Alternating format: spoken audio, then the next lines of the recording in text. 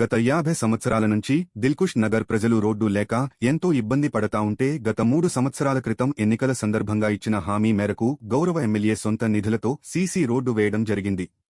ఇప్పుడు ఆ రోడ్డును ఐడిపిల్ సంస్థ అధికారులు సంబంధించిన భూమిని క్రమబద్దీకరిస్తూ హద్దులలో కంచె ఏర్పాటు చేసే క్రమంలో దిల్కుష్ నగర్లోని ప్రధాన రహదారికి అడ్డుగా కంచె వేయడంతో ఆందోళన చెందిన స్థానిక ప్రజలు వెంటనే సమాచారాన్ని స్థానిక కార్పొరేటర్ బాలానగర్ డివిజన్ ఆవుల రవీందర్ రెడ్డికి తెలపగా వెంటనే అక్కడికి చేరుకుని సమస్యపై చర్చించి స్థానికులతో కలిసి పర్యవేక్షించారు.